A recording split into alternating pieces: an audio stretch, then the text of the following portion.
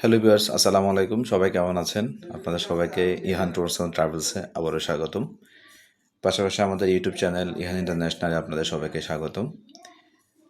আজকে একটা ভালো নিউজ নিয়ে আসছি এবং কিছু ইনফরমেশন দিব আপনাদেরকে স্লোভেনিয়া সম্বন্ধে, যেটা আমার আরও আগে দেওয়া উচিত ছিল।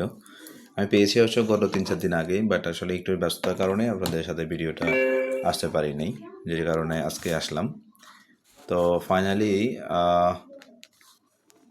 আমরা একটা জিনিস ক্লিয়ার করবো আজকে আপনাদেরকে, সেটা হচ্ছে স্লোভেনিয়া নিয়ে যারা ইতিমধ্যে ফাইল দিয়েছেন তাদের কাজ আল্লাহর মতো অনেকের আমরা অ্যাপয়েন্টমেন্ট পেয়েছি, বা অনেকের পারমিট চলে আসছে, বা অনেকের কন্ট্রাক্ট পেপার সাইন হয়েছে, অনেকের কাজ আমরা ফাইল সাবমিট করেছি। যাই হোক, এখন স্লোভেনিয়াতে একটা জিনিস নতুন করে আমরা কনফার্ম করেছি, সেটা হচ্ছে কনফার্ম করছি আপনাদেরকে, মানে আমি জেনেছি হচ্ছে গত কয়েকদিন আগে, তবু আমার একটু কনফিউশন ছিল, আরও কনফার্ম হইলাম। সেটা হচ্ছে আমরা ফার্স্টে বলেছিলাম যে স্লোভেনিয়াতে আপনারা শুধু ভাইবা দিবেন, ভাইবা দিয়ে ফিঙ্গার দিয়ে চলে আসবেন। বাট ভেরি রিসেন্ট যেটা আপডেট হয়েছে সেটা হচ্ছে ফিঙ্গার দেওয়ার আগে আপনাদের একটা রিটেন পরীক্ষা হবে, লিখিত পরীক্ষা হবে, খুব ছোট আকারে, ছোট পরিসরে।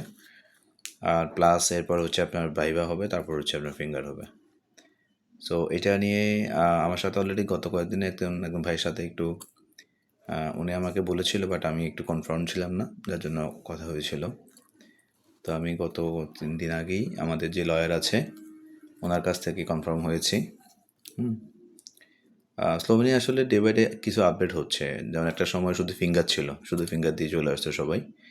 এরপরে শুরু হলো ইন্টারভিউর বিষয়টা, ইন্টারভিউ একটা সময় শুধু ভাইভা হতো, এখন আবার রিটেনে আসছে।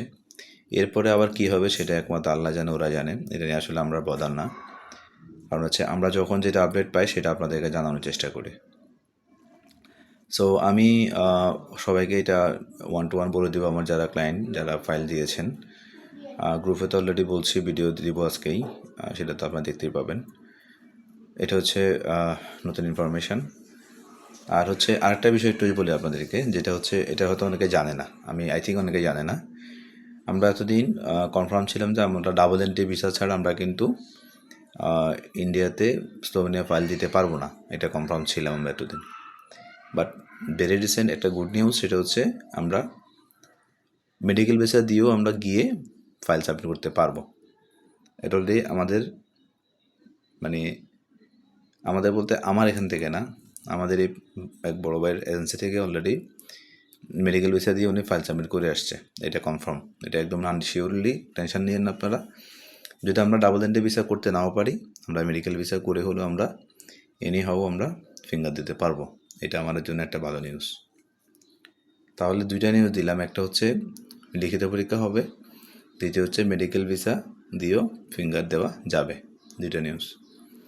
আচ্ছা, এবার থার্ড নিউজটা বলি। থার্ড নিউজটা হচ্ছে আপনারা জানেন, আপনাদের কালকে একটা স্ট্যাটাস দিয়েছিলাম আমার পেজে, আমাদের যে একজন ভদ্র ভাই, বড় ভাইয়ের অলরেডি ফিঙ্গারপ্রিন্টের মানে যেই ওয়ার্ক পারমিট এবং ফিঙ্গারপ্রিন্টের মেইল সহ, অ্যাপয়েন্টমেন্ট মেইল সহ আমরা রিসিভ করেছি। নামেই বলি শুধু, ওনার নাম সুমন সর্দার। যাই হোক, ভাইকে জানানো হয়েছে উনি হয়তো আসবে, কাল পরশুর মধ্যে আমার অফিসে আসবে। তো আলহামদুলিল্লাহ, একে একে আমরা আসলে সবাই ডেটে পাবো।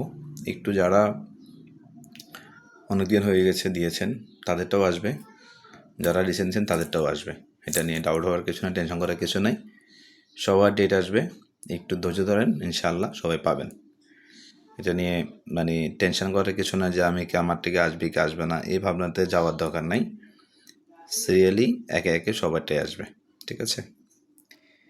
আর যারা আরেকটা জিনিস বলি, সেটা হচ্ছে আমরা আপনারা জানেন গত মাসের আগের মাস পর্যন্ত, মানে গত মাস পর্যন্ত আমরা শুধু স্টিল পিকচারের জন্য নিয়েছিলাম, বাট আমরা এখন জেনারেল ওয়ার্কার হিসেবে নিচ্ছি। জেনারেল ওয়ার্কারের পরে আমাদের কাছে আরেকটা ডিমান্ড অলরেডি কয়েকটা চলতেছে, এটা আরেকটা কোম্পানিতে।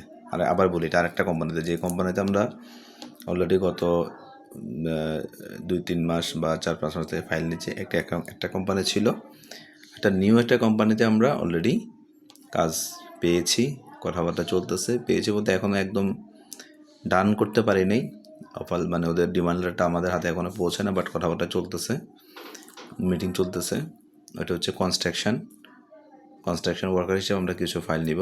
কনস্ট্রাকশন বলতে তো বুঝতে পারছেন, কনস্ট্রাকশনের মধ্যে অনেকগুলো কাজ থাকে, প্রায় 20-25টা কাজ থাকে। ওয়েল্ডিং, তারপরে টাইলস, মেশন, ইলেকট্রিক, হ্যাঁ অনেক কাজ থাকে। তারপরে ইন্টেরিয়রের কাজ, সব কাজে কনস্ট্রাকশন আন্ডার, সেটা তো আপনারা জানেন অলরেডি।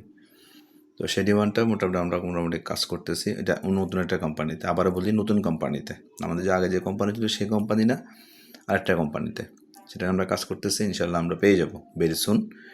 হয়তো এই উইকে না পেলেও আমরা নেক্সট উইকে ইনশাল্লাহ এটা আমরা কনফার্ম করতে পারবো, আশা করছি। আচ্ছা, স্লোভেনিয়ার ব্যাপারে যারা এখনও কনফিউশনে আছেন বা ফাইল দিতে চাচ্ছেন না বা দিবেন চিন্তাভাবনা করছেন, তাদের জন্য বলি ভাই, স্লোভেনিয়া আমার কাছে দেন বা যেখানে দেন, যারা কাজ করে লিগালি ফাইল দিয়ে দেন। স্লোভেনিয়া অনেক লোক যাবে 2026 অনেক লোক যাবে। আমরাও ইনশাল্লাহ এই ফাইলগুলো আমাদের উঠে গেলে আমরা আরও ফাইল নিব, আরও কাজের ডিমান্ড পাবো। মোটামুটি এই বছরটা স্লোভেনিয়ার জন্য একটা ভালো গুড নিউজ। আপনারা যেখানে ভালো লাগে ভাই, আমার দিতে হবে এরকম কোনো কথা নাই। যেখানে আপনার ভালো লাগে, যেখানে আপনার বিশ্বাস হবে, যাকে আপনার একদম মন খুলে বিশ্বাস করতে পারবেন, তাকে আপনি ফাইলটা দেন, কাজ হবে। মোটামুটি 90% ধরে রাখেন, 10% আপনার নসিব, যেহেতু আপনার ইন্টারভিউর ব্যাপার আছে। 90% কাজ হওয়ার সম্ভাবনা আছে। আপনারা জমা দিয়ে দেন, যেখানে ভালো হলে সেখানে জমা দিয়ে দেন। শেষ, স্লোভেনিয়ার গল্প শেষ। এবার আসি পর্তুগাল নিয়ে একটু কথা বলি। পর্তুগাল নিয়ে আমার সাথে আমার ভালো গল্পই আছে। অলরেডি আমরা গত পরশু দিন না, এর আগের দিন মনে হয়, দুজনের পারমিট রিসিভ করেছে এবং দুজনের সিগনেচার করে চলে গেছে। এই দুজনের সিগনেচার, এটা পারমিট। যাই হোক, পর্তুগালে ভাই একটু ঝামেলা আমরা পোয়াচ্ছি, বেশি না অল্প ঝামেলা। সেটা হচ্ছে যে অ্যাপয়েন্টমেন্ট ডেট নিয়ে। আপনাদেরকে একটু ক্লিয়ার করে রাখি, যারা আমাকে ফাইল দিয়েছেন বা যারা দিবেন ভাবছেন, পর্তুগালে অ্যাপয়েন্টমেন্ট ডেট স্লোভেনিয়ার মতো না, দুই রকম হয়। একটু ভালো করে বুঝেন ভাই। একটা হচ্ছে কোম্পানি অ্যাপয়েন্টমেন্ট নিয়ে দেয়, যারা সরাসরি কোম্পানি ওয়ার্ক পারমিট নিয়ে এবং সরাসরি কোম্পানিতে কাজ দিবেন এই ধরনের নিশ্চয়তা দিতে পারে, তাদের অ্যাপয়েন্টমেন্টগুলো কোম্পানি থেকে ইস্যু হয়। ভালো করে বলি, তাদের অ্যাপয়েন্টমেন্টগুলো কোম্পানি থেকে ইস্যু হয়। কোম্পানি মেল দিয়ে কোম্পানি আপনার জন্য অ্যাপয়েন্টমেন্ট কনফার্ম করবে। আর অনেকে আছে পর্তুগাল নিয়ে কাজ করে, পেপার বেস কোম্পানি নিয়ে কাজ করে, যেটা আপনারা জানেন। সেই অ্যাপয়েন্টমেন্টগুলো নিজেরা কিচ করতে পারে, মানে লয়ারকে মাধ্যমে বা নিজেদের মাধ্যমে ওই অ্যাপয়েন্টমেন্টগুলো তার একটা সিন্ডিকেটের মাধ্যমে কনফার্ম করে। ঠিক আছে, এখন কে কীভাবে কাজ করে সেটা কিন্তু আপনি জানবেন না, সেটা যে কাজ করে একমাত্র সেই জানবে। আচ্ছা, আর একটা বিষয় বলি, সেটা হচ্ছে পর্তুগালে অনেকে রিপ্লেস ডেটেও ফাইল জমা দিতে পারে, অনেকে দেয়। সেটার জন্য একটা শক্ত, একটা স্ট্রং রেফারেন্স বা একটা লাইন প্রয়োজন হয়, বা ওই ধরনের নিজের কি বলে এটাকে, নিজের একটা সঠিক লাইন প্রয়োজন হয়। সেটা ক্রিয়েট করতে পারলে আপনিও সেই কাজটা করতে পারবেন। সো পর্তুগাল নিয়ে মানুষের যে হেজিটেশন আছে বা কনফিউশন আছে, এই বিষয়গুলো কিন্তু ফ্যাক্টর, এগুলো আমি আপনাদেরকে জানালাম যে এভাবে হয় কাজ। এটা নিয়ে আপনারা যারা ফাইল দিয়েছেন বা দিবেন ভাবছেন, টেনশন করে কিছু না ভাই। যদি আমরা রিপ্লেসমেন্টের ডেটে আমরা দিতে পারি, খুবই দ্রুত আমরা আপনাদেরকে সাবমিশন দিয়ে দিব। আর যদি সেটা না পারি, সেটা অবশ্যই আপনাদের শিডিউল ডেটে আপনারা ফিঙ্গার দিবেন, এটাতে কোনো ডাউট নাই, শতভাগ নিশ্চিত। D1 ক্যাটাগরি নিয়ে আমি কাজ করছি, আমার কাজের হচ্ছে সলিড কথাটা আপনাদেরকে আজকে ওপেন সিক্রেট করে দিলাম। এবার আপনারা যার মতো করে বুঝে নেন, সমস্যা নেই। আচ্ছা, আরেকটা বিষয় বলি, সেটা হচ্ছে মেডিকেল ভিসা অথবা double entry visa. Double entry sort of হয় না, মেডিকেল দিয়ে আমরা পর্তুগালে সাবমিশন করতে পারি, কোনো হ্যাসেল হবে না। সিঙ্গেল মেডিকেলও সম্ভব, ডাবল বলতে অ্যাটেন্ডেন্স সহ যেটা, সেটা দিয়েও সম্ভব, নো প্রবলেম। আরেকটা বিষয় বলি, পর্তুগালের ডকুমেন্ট পারমিট বা অ্যাপয়েন্টমেন্ট ডেট, এগুলোর সম্বন্ধে কারো যদি কনফিউশন থাকে বা এগুলো যদি আপনি কাউকে দেখান বা কারোর কাছ থেকে যাচাই করতে চান করতে পারেন, কিন্তু যতক্ষণ না পর্যন্ত আপনি বিষয়টা শতভাগ, আবার বলি শতভাগ নিশ্চিত না হবেন যে আমার এই কাগজে কোনো প্রবলেম আছে, ততক্ষণ পর্যন্ত কাউকে পেন দিয়েন না। এটা আমাদের খুব গায়ে লাগে ভাই। যারা 2 নাম্বারই করে, বাংলা কথা বলি, যারা 2 নাম্বারই করে তাদেরকে যখন আপনি 2 নাম্বার বলবেন তা খারাপ লাগবে না, কারণ সে জানে সে 2 নাম্বার। আর যে শতভাগ সলিড নিয়ে কাজ করে, বুকে বল নিয়ে কাজ করে, তাকে আপনি যদি তার দিকে কানা চোখও তাকান, তার কষ্ট লাগবে, তার মাইন্ডে লাগে। ঠিক আছে, ভিডিও করি, আপনাদের কাছে আমার সমস্ত ডিটেলস দেওয়া আছে, আপনারা আমার সম্বন্ধে জানেন, আমার ঘরবাড়ি অনেক কাস্টমার আমার চিনে। এরপরেও মানুষ যখন এই ধরনের মানে কথা বলার দুঃসাহস দেখায়, তখন ভাই খারাপ লাগে। আমরা সবাই নিজেরাই কন্ট্রোল করতে পারি না, আমি তো মানুষ, আমি তো আর ফেরেশতা না। ঠিক আছে, তো যদি আপনার কাছে কোনো কিছু কনফিউশন থাকে আমার কাছে সরাসরি চলে আসবেন, আমি বুঝাই দেব। বাট না বুঝে না শুনে কোনো কমেন্টস করা যাবে না। দুঃখিত ভাই এই ব্যাপারে। যে যা কিছু মনে করতে পারেন করেন, কোনো সমস্যা নেই। আমার কাজের প্রতি আমার কনফিডেন্স আছে এবং আমি আমার কাজে কতটুকু স্বচ্ছতা আছে সেটা আমি জানি। সো আমাকে বুঝাতে আসলে আপনাকে আগে বুঝে তারপর আমার কাছে আসতে হবে। আপনি না বুঝে আমার কাছে আসলে আপনি আগাতে পারবেন না কথা।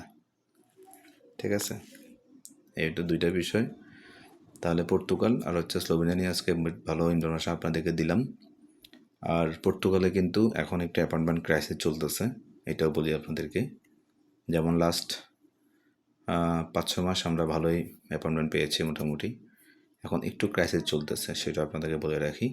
বাট একেবারে তো হচ্ছে না বিষয়টা এমন না, হচ্ছে। বাট ধরেন আগে যেরকম খুব সহজেই পেতাম বা কিছু টাকা দিলেই পাইতাম, এখন কিন্তু টাকা দিলেও পাওয়া যাচ্ছে না বা পেতে কষ্ট হচ্ছে। এই হচ্ছে বিষয়। পাচ্ছি না জায়গাও এরকম না, এরকম ভাবার কিছু নাই।